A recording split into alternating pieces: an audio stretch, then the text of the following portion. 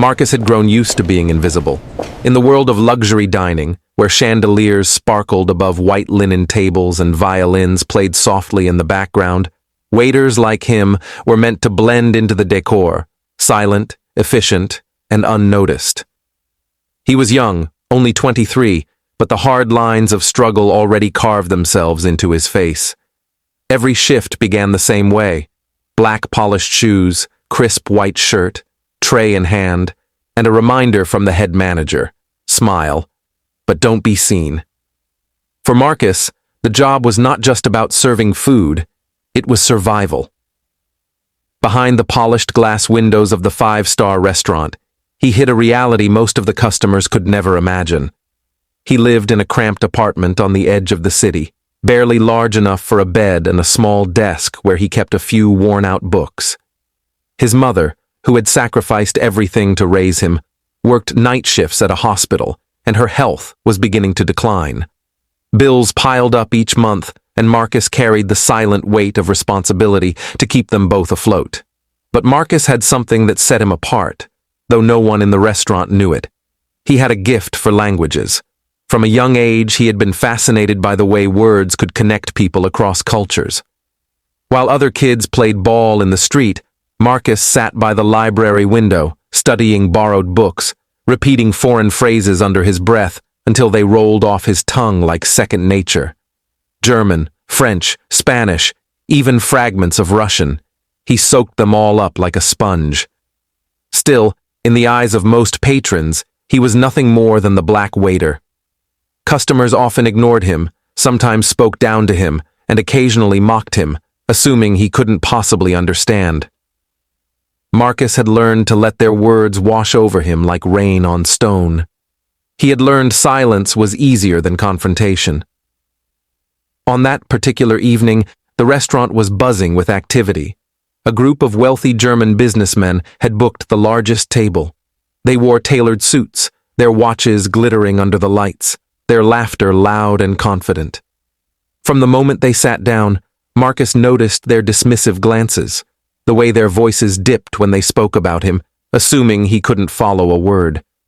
He balanced the tray carefully as he approached, placing their glasses on the table with practiced grace. But as he turned to leave, the men exchanged smirks, their words sharp and cutting, in German. "Look at him," one sneered. "He's probably never even left this city." Another chuckled. "Just another servant." "Do you think he even knows how to read a menu in his own language, let alone ours?" The table erupted in laughter, and Marcus felt his stomach tighten. He understood every word. The humiliation burned deep, but he kept his head low, his step steady as he walked away. He had promised himself long ago never to let pride cost him a job. But something inside him stirred, an ache too sharp to ignore.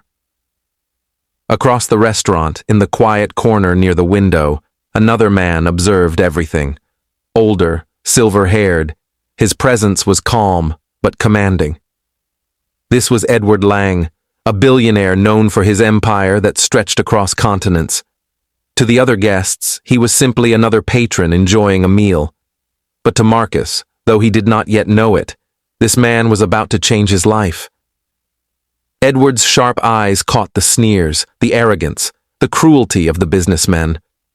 But more than that, he noticed the flicker in Marcus's eyes, the quiet restraint of someone who understood more than he revealed. He leaned back in his chair, curiosity sparking. Something told him this night would not end, as anyone expected. Marcus returned to the table with another tray, his movements steady, his face composed, though his chest burned with the sting of humiliation. The German businessman laughed again, this time louder, tossing words in their native tongue that cut deeper than the finest blade. They spoke of him as though he were an object, not a man, mocking his skin, his position, his very presence in a place they believed he did not deserve to be. One leaned back in his chair, sneering. "He probably thinks we're praising him." The others roared with laughter. Marcus set the plates down with care, his hands steady, though his heart pounded like a drum. He inhaled once, deeply, and before he could stop himself, the words rolled from his tongue, not in English, not in silence, but in perfect, fluid German. His voice was calm but carried the weight of every insult they had thrown. He repeated their words back to them, each one precise, flawless, like a mirror reflecting their cruelty for all to see. The laughter at the table froze. Forks paused halfway to mouths. The color drained from the faces of the men who had just moments earlier believed themselves untouchable. All eyes turned to the young waiter, standing tall with the confidence of a man who had carried too much to bow anymore. He met their eyes, not with anger, but with unshakable dignity. "Yes," he said, still in German. "I understand every word. I always have." The silence cracked like glass. A murmur rippled through the dining hall. Some guests gasped softly, others exchanged stunned glances. The German businessmen shifted uncomfortably, their arrogance collapsing under the weight of exposure. They had mocked him, diminished him, but now it was they who sat small in their expensive suits. One stammered, trying to laugh it off, but the attempt fell flat, the sound hollow against the hush that filled the air. From across the room, Edward Lang leaned forward, his eyes alight with something more than interest. He saw not just a waiter, but a man who refused to remain unseen. He signaled discreetly to Marcus, who, after clearing the plates, found a folded envelope slipped discreetly onto his tray. Marcus frowned, glancing around, then tucked it into his pocket, finishing his duties with quiet precision. When his shift finally ended, Marcus stepped outside into the cool night, the city lights shimmering on wet pavement. Only then did he pull the envelope from his pocket, curiosity gnawing at him. Inside was a crisp ticket, one way to Berlin. Beneath it, a handwritten note in both English and German. "You don't belong behind trays. You belong in front of the world. Come see me tomorrow morning. Bring nothing but your courage." At the bottom was the unmistakable signature, Edward Lang. Marcus's breath caught. His knees almost buckled as he leaned against the brick wall, staring at the note. It couldn't be real. Why him? He was nobody, just a waiter, just another shadow. But Edward Lang, one of the most powerful men alive, had seen him. Not just seen him, but chosen him. That night, Marcus walked home faster than ever, the envelope pressed against his chest as though it were a lifeline. When he showed his mother, her eyes widened with disbelief. Tears spilled as she whispered, "All those nights, all those years. Someone finally sees." She clasped his hands, her voice trembling with both pride and fear. "Don't be afraid, Marcus. This is your moment." The next morning, Marcus found himself standing before a skyscraper, his reflection staring back from the glass doors. His palms sweated, his chest tightened, but he stepped forward, clutching the note. Inside, men and women in tailored suits swept past him, but security waved him through. When the elevator doors opened, Edward Lang was waiting. His presence filled the room, calm yet commanding, like a storm contained within silence. "You came," Edward said simply, rising to shake his hand. "Good." That was the first test Marcus swallowed hard. "Sir, I don't understand." "Why me?" Edward studied him for a long moment, his sharp eyes narrowing as though weighing not just his words, but his soul. "Because you have what money can't buy. You endured humiliation and still carried yourself with dignity. You taught yourself what others believed you could never know. That is strength. That is discipline." On the desk lay the plane ticket Marcus had already seen. Beside it, a folder marked with the seal of the foundation. Edward placed his hand on it, then slid it forward. "Berlin. A cultural and linguistic program my foundation funds. It's selective. It changes lives, and it's yours, if you dare to take it." Marcus stared at the ticket, his heart thundering. The world he thought forever beyond his reach suddenly lay open before him. He thought of the laughter of the businessmen, of the silent humiliation he had endured for years, and he thought of his mother's face, her tired eyes, her whispered prayers. He raised his chin, tears threatening, but his voice steady. "I'll take it.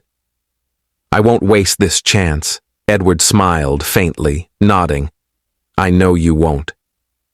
The weeks that followed felt like stepping into another life. Marcus boarded that plane to Berlin with trembling hands, his mother's tearful smile etched into his heart. When the wheels left the runway, he realized he wasn't just leaving behind his job at the restaurant. He was leaving behind every chain of doubt, every whispered insult that had told him he was less than what he was meant to be. Berlin greeted him with cold air and endless possibility. The program Edward Lang had placed him into was rigorous, designed for minds sharpened by discipline and hunger. Students from across the globe filled the lecture halls. Children of diplomats, heirs of corporations, prodigies groomed from birth. And yet Marcus, the son of a housekeeper, the waiter who had endured laughter, stood among them and matched their brilliance word for word, thought for thought. At first, some dismissed him, the same way the German businessmen had in that restaurant. But then he spoke. Fluent, confident, every sentence carrying not just the precision of the language, but the weight of his journey. Professors leaned in. Students began to listen. Respect grew. Marcus was no longer invisible. He was undeniable. Letters flowed back home. Long pages filled with stories of lectures, late-night study sessions, and the sheer wonder of walking streets where history lived in every stone.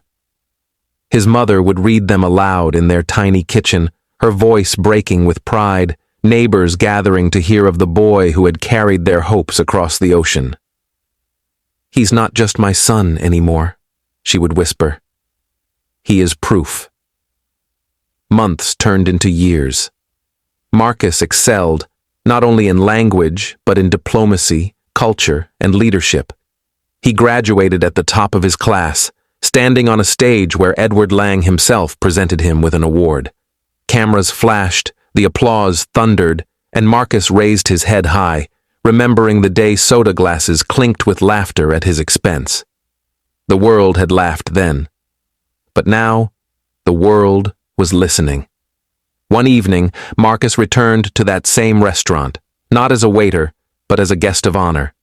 The manager, startled, rushed to seat him at the finest table.